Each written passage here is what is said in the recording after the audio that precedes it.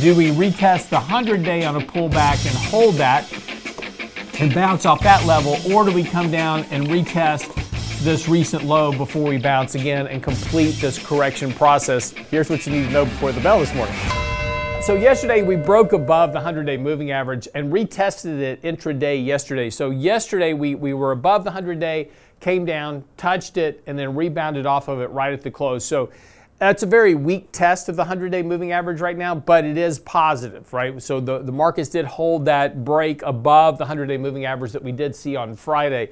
So we have now completely closed that sell-off that we saw on Monday. So that whole gap down, that 3% gap down, has now been completely reversed over the last couple of days. This sets the market up now for that move up to the 20-day moving average, which has now crossed below the 50. And as we talked a little bit about yesterday, this is going to be kind of key resistance here, at least for the first attempt. So as the market tries to get there, that's where likely we're going to see stocks kind of struggle here just a bit.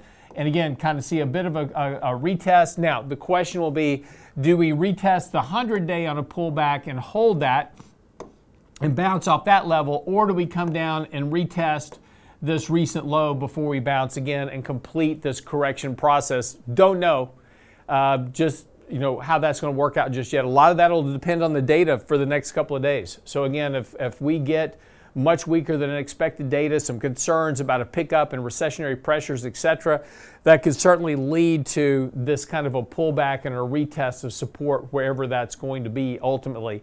But again, right now there's a bit of positive sentiment here that markets are recovering. People are starting to feel a little bit better about the markets overall.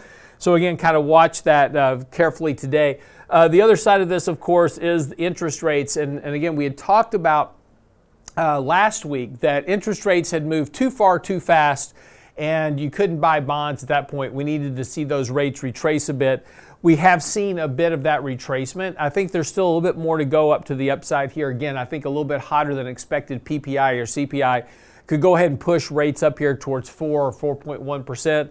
Catch the bottom of this falling moving average now, and that's going to provide the new support. But again, not overbought yet, or sorry, not oversold enough yet on this to determine kind of where we go. But I do kind of expect interest rates to move up here a little bit, bond prices to move down a little bit, potentially over the next couple of days as we go through these inflation reports, if those are hotter than expected. So just be a little bit cautious right now with the markets overall. Again, continue to manage your risk, as we talked a little bit about yesterday.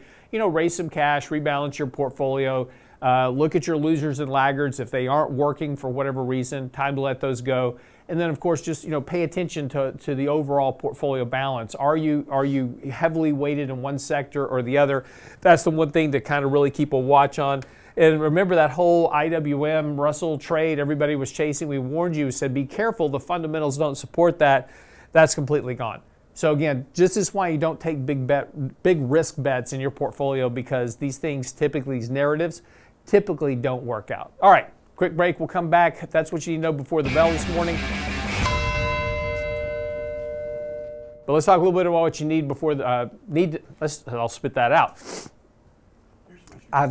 Yeah, here's what you need to know before the bell this morning. There we go. See, I'll get it out.